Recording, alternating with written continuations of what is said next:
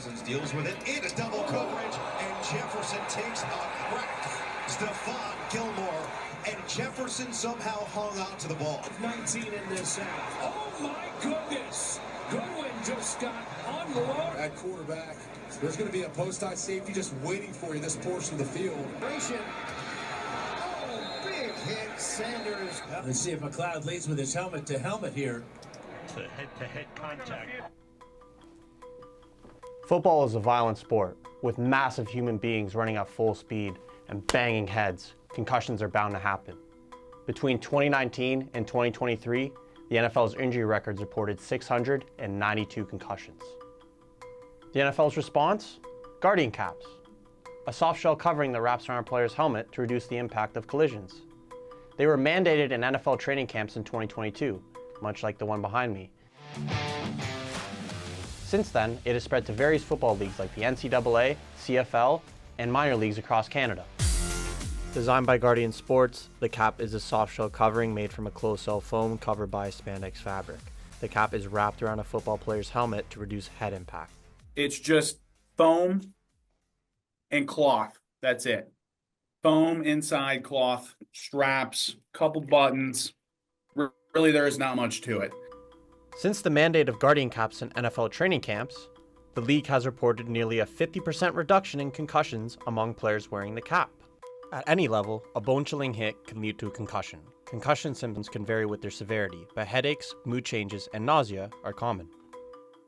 Cole Zabo is a former Carleton University football player. He's had 4 concussions.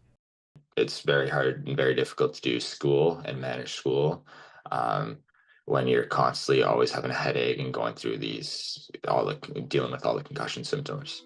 The danger from concussions isn't only in the immediate symptoms. A looming threat for many players is a degenerative brain disease called Chronic Traumatic Encephalopathy, or CTE, which is caused by repetitive head collisions, even non-concussive ones. So right now, the biggest risk factor for CTE, and the only one that's really been identified with any amount of certainty, is repetitive head injury as seen in sports. When a brain develops CTE, the brain becomes bruised, blood vessels break, and nerves in the brain are damaged.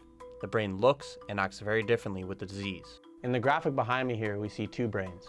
On the left, we see one of a typical 27-year-old. On the right, we see the brain of Aaron Hernandez. Hernandez was a professional football player, and he had stage 3 CTE. And according to Boston University CTE Center, his frontal lobes were severely damaged, which impacts impulse control and judgment. There are people with CTE who act in ways that are very impulsive, changes in personality.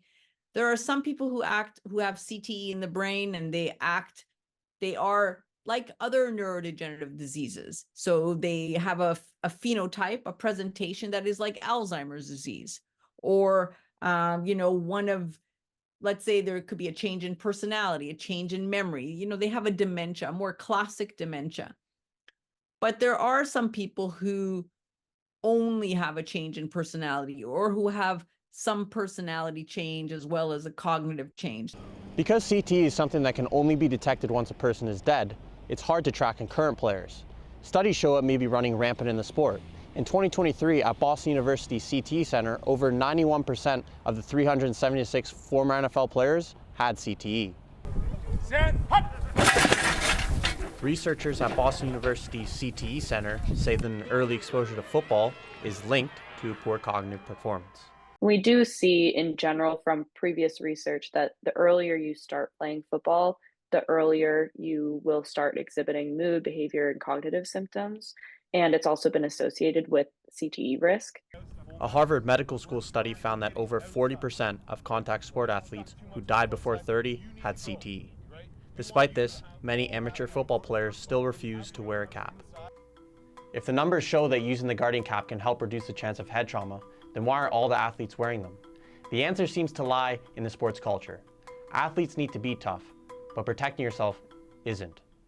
I don't want to seem like a wuss, because football is meant to be a sport where you are confident in your ability, you're not scared of the potential risks, and showing that you are wearing a Guardian cap would show that, I guess, you're scared of getting hurt. I was coaching a youth football game a couple weeks ago back at my high school, and one of the kids was getting made fun of because he was wearing his own Guardian cap. So it's kind of that thing where it's just people don't want to wear them because they don't look tough. They're going to get made fun of. It's been 4 years since Guardian caps could be used in the NFL, but you probably wouldn't catch a glimpse of one if you tune into an NFL game, as only 6 NFL players use them willingly. Both players I spoke with said the use of the caps by professional football players could inspire young ones. Growing up, you look towards NFL players as role models. You look at like the top guys, like growing up, you look at Tom Brady, you look at even now kids are looking at Patrick Mahomes. All those people, if they start wearing these Guardian caps, it's going to reduce the stigma behind it, and that's going to become our new normal. And if that becomes a new normal, then everyone's going to be wearing them. Guardian Sports hopes to normalize the caps. They say they are working to make them an ordinary piece of equipment by changing their design. They say the biggest change has to do with the customizable sleeves, like this one, that are only available to the pros. We're trying to make this a part of all football equipment. So when you go out to football practice, you need your helmet, your Guardian cap, your mouth guard, you need your pants, your knee pads, your shoulder pads. We're trying to make it a part of the safety for the future. So it's just becomes something that you purchase or you have, and it's just a no-brainer, like, oh, I've got to put my Guardian cap on before practice. Or just like I've got to put my seatbelt on before I go to get in my car. Guardian Sports is putting an emphasis on the look of their cap in hopes of curbing the stigma around them. With more caps around helmets, there could be a brighter future for the sport and its athletes.